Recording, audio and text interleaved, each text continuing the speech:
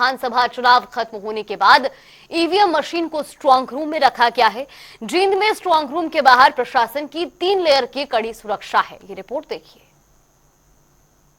हरियाणा की बात की जाए तो चुनाव संपन्न हो चुके हैं। सबकी किस्मत का फैसला 8 तारीख को आएगा। और बात की जाए जींद क्षेत्र की तो जींद क्षेत्र के अंदर 5 विधानसभा सीटें हैं और पूरे हरियाणा की 2 सीटें जो हॉट सीटें मानी जाती है, उचाना विधानसभा और जुलाना विधानसभा की बात की जाए तो यहीं से ही उनका कल 8 तारीख को किस्मत का फैसला होने वाला है। और अब की बार यहाँ पर प्रशासन ने पुख्ता इंतजाम किए गए हैं। 3 लाइन की सिक्योरिटी अर्जुन स्टेडियम के चारों तरफ बनाई गई है। और जहां बात है तो यहाँ पर परिंदा भी पर नहीं मार सकता, इसके लिए इतनी टाइट सिक्योरिटी यहाँ पर करी गई है।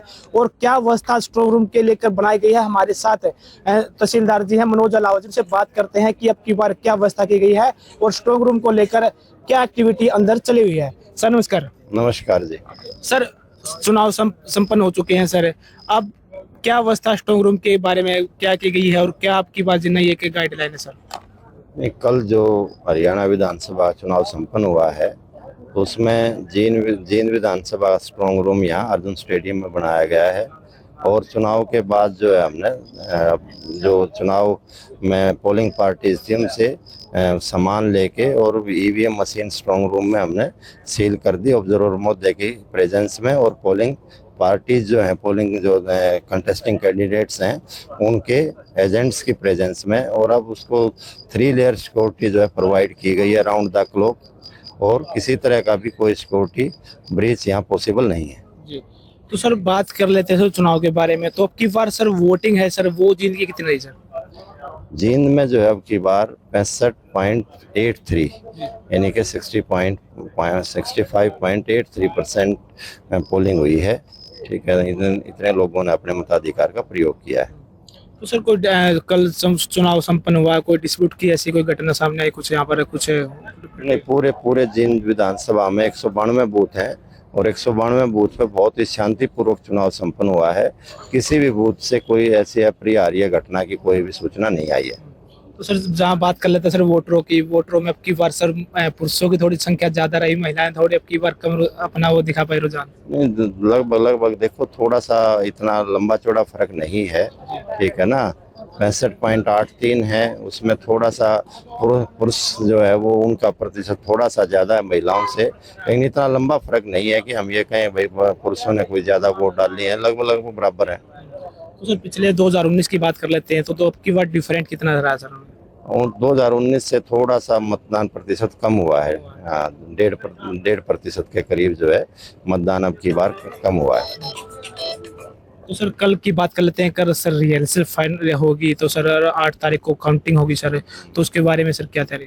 कल जो है जितना भी काउंटिंग स्टाफ है वो हमने कल बुला रखा है, तो उनको कल जो है रिहर्सल कराएंगे। परसों जिस तरह से काउंटिंग होनी है, जो प्रोसीजर 14 टेबल काउंटिंग के लिए लगाए जाएंगे, तो उसी तरह से इस पूरे स्टाफ को ट्रेनिंग दे के और परसों के लिए तैयार किया जाएगा। सर अंदर स्ट्रांग रूम की बात कर लेते हैं तो सीसीटीवी की व्यवस्था की बात करें तो कंट्रोल रूम अपना कहाँ बनाकर, और उसका जो हेड क्वार्टर है चंडीगढ़ से भी क्या इसका सीधा लाइव देख सकते हैं? नहीं, यही जो है ना, यही हमारा जो कंट्रोल रूम है यही हॉल के अंदर ही है, और हॉल के अंदर ही हमारा स्ट्रांग रूम है। ठीक है, और राउंड द क्लॉक जो है सीसीटीवी कैमरा इंस्टॉल किए हुए हैं जो 24 घंटे जो है चालू रहते हैं।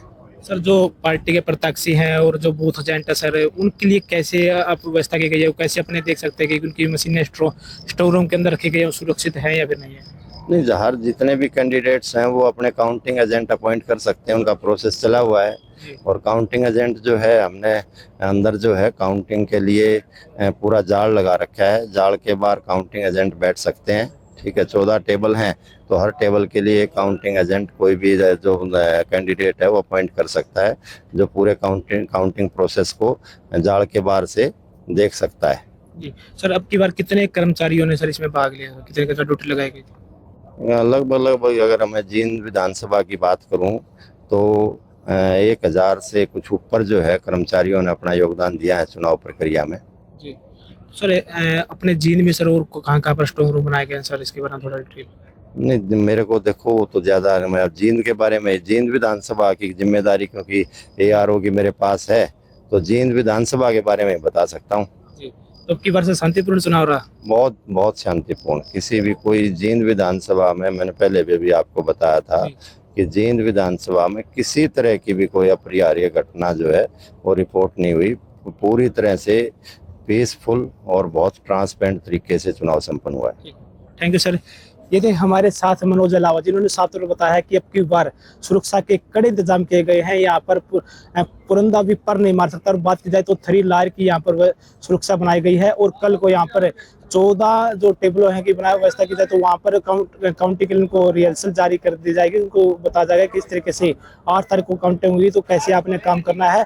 और 8 तारीख को सुबह 7 बजे से काउंटिंग शुरू हो जाएगी। और यहाँ पर जींद क्षेत्र की जो बात की जाए तो यहाँ पर जींद विधानसभा का फैसला की बात है तो 5 सीटों का 8 तारीख को यहाँ पर चुनाव का फैसला आएगा।